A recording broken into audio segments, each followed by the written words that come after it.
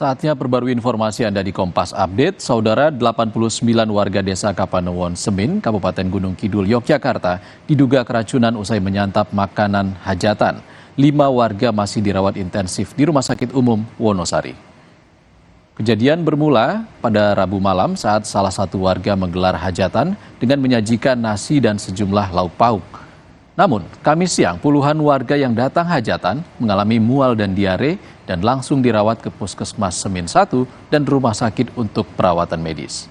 Kepala Dinas Kesehatan Kabupaten Gunung Kidul Ismono mengatakan, dugaan sementara penyebab keracunan massal karena ada salah satu lauk yang mengandung bakteri. Saat ini 5 orang masih dirawat intensif di Rumah Sakit Umum Daerah Wonosari, sebagian di Puskesmas Semin 1 dan lainnya diperbolehkan pulang. Penyebabnya masih kita konfirmasi, tapi dicurigai karena bakteri, karena diare ya. Dari 89 tadi yang melakukan perlayanan rawat jalan ke Puskesmas Semin 1 ada 13, Semin 1 penuh gitu kan.